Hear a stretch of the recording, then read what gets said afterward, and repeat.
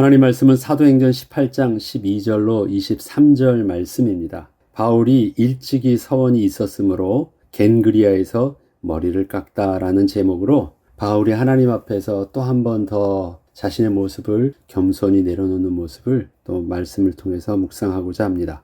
바울이 고린도 지역의 전도 사역을 마치고 다시 수리아의 안디옥으로 돌아가기 전에 겐그리아에서 머리를 깎고 2차 전도 여행을 마친 것을 오늘 본문은 기록하고 있습니다. 특별히 사도행전에서 바울의 머리 깎는 것을 특별하게 기록한 것은 그것이 구약율법의 나시린의 서원과 관계되었던 일이었기 때문입니다. 우리는 일반적으로 어떠한 다짐을 하면 머리를 깎는 것으로부터 시작을 하지만 유대인의 율법에서는 나시린이 되면 여러 가지 나시린의 규정 중 하나가 나시린으로서 서원한 그 기간을 채우기까지 그 몸에 삭도를 대지 않는 것, 즉 머리를 깎지 않는 것이었기에 바울이 머리를 깎았다는 것은 나시린의 서원 기간을 다 채웠다는 것을 말하는 것이었습니다. 이것은 그가 이방인 전도 사역을 하는 동안 자신의 사역 속에서 나시린의 모습을 온전히 유지하고 또 지키고 있었음을 보여주는 것입니다. 그리고 바울이 무슨 이유 때문인지 그리고 하나님 앞에서 어떠한 내용의 서원이 있었기에 이방인을 향하여 전도 여행을 떠나면서 율법에서 중요하게 생각하는 유대인의 모습을 진하게 풍기게 하는 그 나시린의 서약을 했는지는 알 수 없지만 겐그리아에서 머리를 깎게 됨으로써 더 이상 그의 모습은 나시린의 모습이 아니라 일반 사람들과 다르지 않은 평범한 모습으로 보이게 되었다는 것을 우리는 한번 봐야 되겠습니다.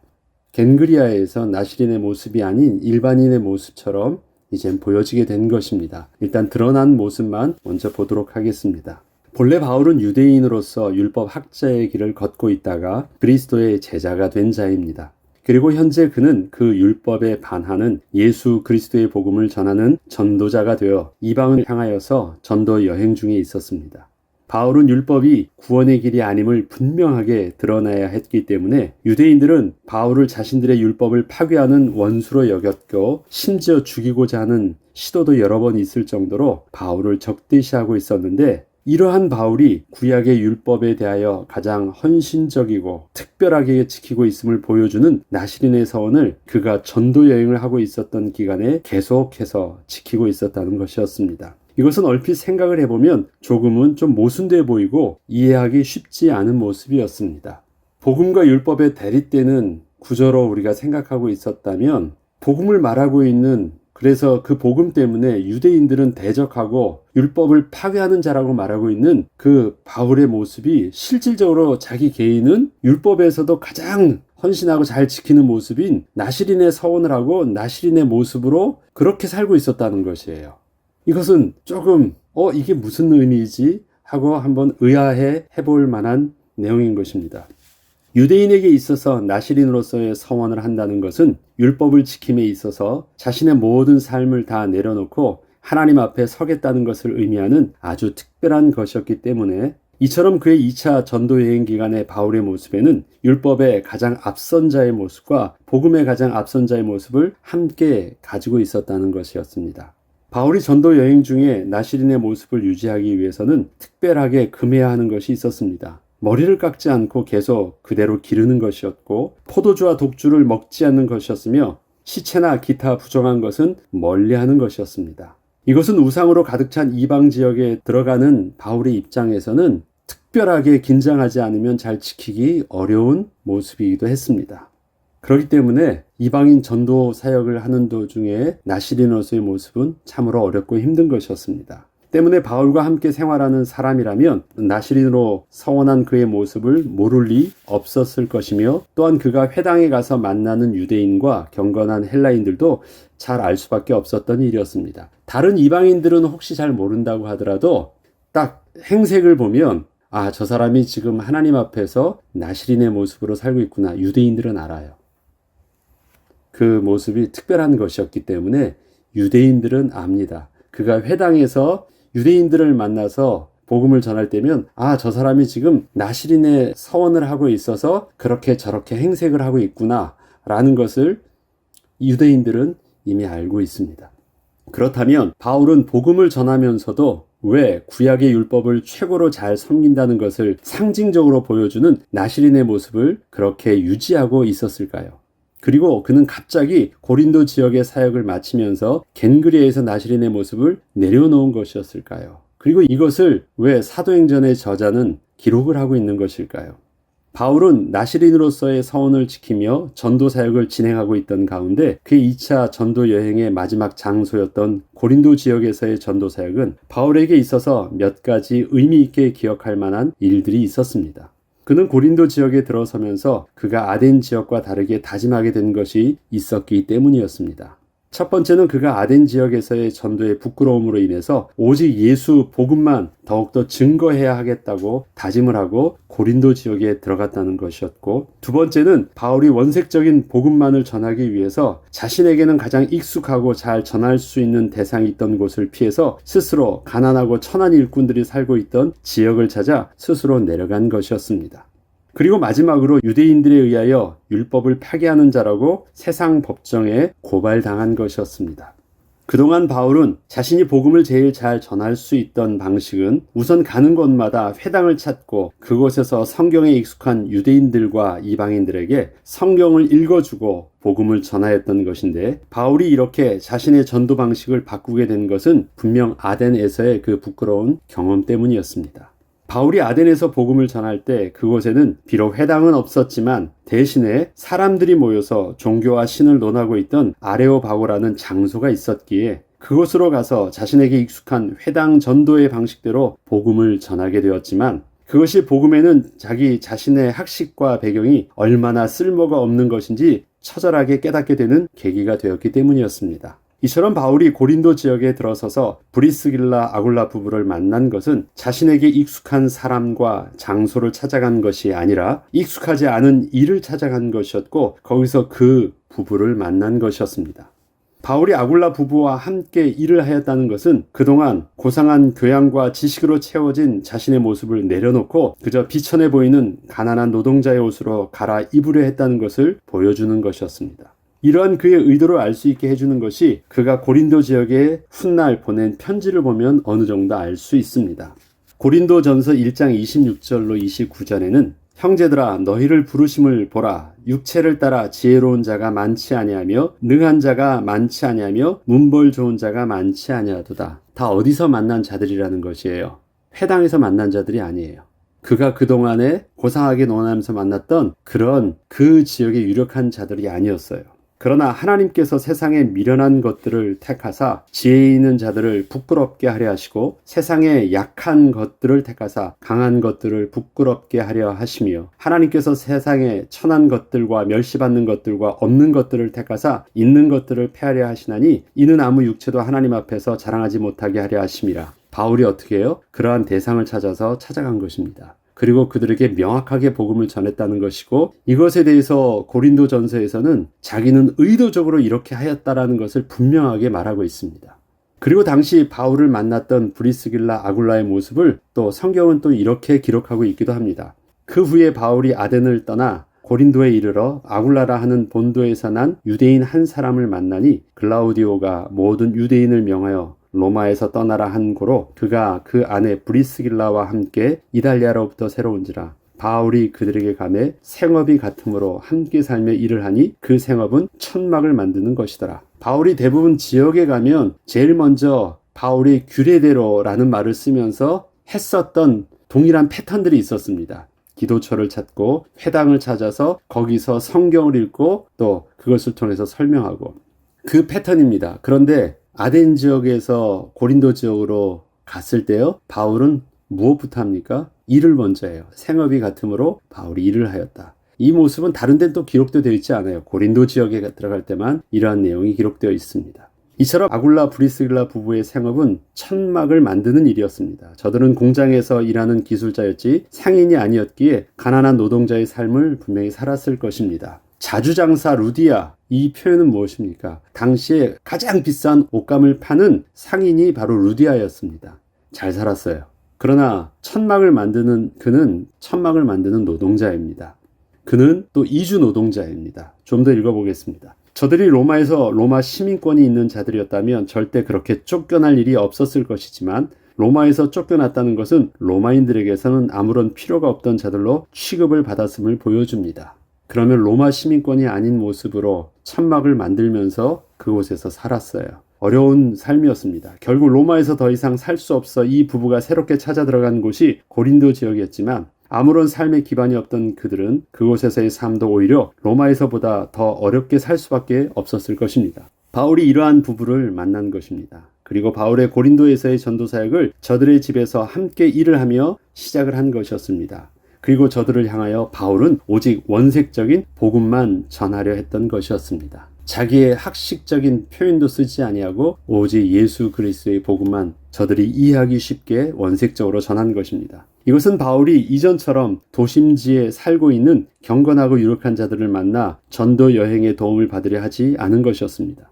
바울은 그동안 들어가는 지역마다 그렇게 만나서 전도 여행을 진행했었는데 고린도 지역에서는 아예 처음부터 그러한 만남의 가능성을 제거하고 들어간 것이었습니다. 그런데 그렇게 들어간 곳에서 만나게 된 아굴라, 브리스갈라 부부는 비록 가난한 노동자의 신분이었지만 하나님을 온전한 마음으로 경외하는 자들이었고 그들이 예수 그리스도의 복음에 온전히 헌신하는 것을 보면서 바울은 이 부부가 하나님께서 고린도 지역에 예배한 제자임을 알 수 있었던 것이었습니다. 바울은 이 부부의 집에서 함께 유숙하며 또 일을 할 수 있었고 안식일에는 회당을 오가며 복음을 전할 수 있었습니다. 그리고 그동안 따로 떨어져 있던 실라와 디모데가 합류하게 되면서 전도의 문이 본격적으로 열리게 되자 숙소를 이제는 회당 옆에 사는 디도 유스도의 집으로 옮기게 되었던 것입니다. 그래서 본래 다른 지역에서 전도를 하듯이 이제는 정상적으로 돌아온 것입니다.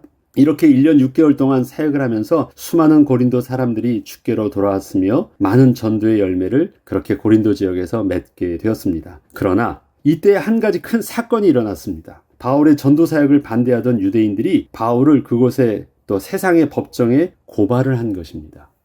고발의 내용은 이러하였습니다. 길리오가 아가야 총독되었을 때 유대인이 일제히 일어나 바울을 대적하여 법정으로 데리고 가서 말하되 이 사람이 율법을 어기면서 하나님을 경외하라고 사람들을 권한다 하거늘 바울이 입을 열고자 할 때 율법을 어기면서 하나님을 경외하라고 말을 한다. 그러니까 율법을 어긴다고 말한 것이에요. 그래서 바울이 이것에 대해서 변론하려고 합니다. 그런데 그러한 바울의 변론을 아가야 총독이 딱 막으면서 유대인들에게 말하되 너희 유대인들아 만일 이것이 무슨 부정한 일이나 불량한 행동이었으면 내가 너희 말을 들어주는 것이 옳거니와 만일 문제가 언어와 명칭과 너희 법에 관한 것이면 너희가 스스로 처리하라. 나는 이러한 일에 재판장 되기를 원치 아니하노라. 율법에 관한 것은 내가 세상 법정에서 내가 취할 것 아니니까 난 들을 필요도 없어. 이건 관심도 없으니까 그냥 가 하면서 바울을 풀어준 것입니다. 그래서 바울이 변론을 하지 않았어요. 할 수가 없었어요. 바울은 입을 열어 변론을 할 만한 내용이 있었습니다. 무엇을 변론하려고 했을까요? 나 율법 지키고 있었다. 봐라. 내가 율법을 얼마나 지금 잘 지키고 있었는지 너희들이 내 모습을 보면 알지 않느냐. 나는 이 복음을 전하면서 율법을 온전히 지키는 모습인 나시린의 모습으로 온전히 지키고 있었다. 말하고 싶었던 거예요. 그런데 딱 막았습니다. 그런 것, 이런 것, 옳고 그름이 중요하지 않고 이것이 너희의 율법의 문제니까 그건 너희들이 알아서 처리하고 고발을 기각시켜버린 것이었습니다. 바울이 고발당한 내용은 바울이 유대인의 율법을 어기고 있다는 내용이었습니다. 바울은 이에 대하여 자신을 변론하고자 했으나 그보다 앞서서 아가야 총독은 이것은 유대인의 종교에 관한 것이니 세상 법정에서 다루게 하지 말라고 하면서 그냥 내보냈던 것입니다. 이로 인하여 바울은 아무런 해를 당하지 않고 풀려나게 되었지만 이렇게 고린도 지역의 사역을 마무리하고 다시 수리의 안디옥 교회로 가기 위해서 겐그리아 지역에 갔을 때 그는 떠나기 전에 그곳에서 머리를 깎게 되었던 것입니다. 이러한 사건이 있은 후에 겐그리아에서 머리를 깎은 것입니다. 바울이 이때 무엇 때문에 머리를 깎으려는 결단을 내린 것이었을까요? 그것을 굳이 그곳에서 하지 않고 또 안디옥에 가서 했을 수도 있고 안 깎을 수도 있었는데 그곳에서 의미 있게 깎고 안디옥으로 갔다라는 것입니다. 마무리할 때 머리를 깎았다라는 것입니다. 그동안 바울은 복음을 전하면서도 율법을 구원의 길로 말하고 있지는 분명 않았지만 율법적으로도 바른 성결한 삶을 살려고 노력을 했습니다. 왜요? 이것이 구원의 길로서는 분명히 유익하지 않지만 하나님을 섬기는 예로서는 삶의 모본이요 또 성결한 모습이요 거룩한 삶을 사는 모습으로는 유익하다고 생각을 했기 때문에 그렇습니다. 그리고 그가 의도하지 않았던 간에 자신이 가는 곳마다 회당에 들어서면 자신이 지금 나시린의 성결한 모습을 살고 있음을 자연스럽게 보여주고도 있었습니다.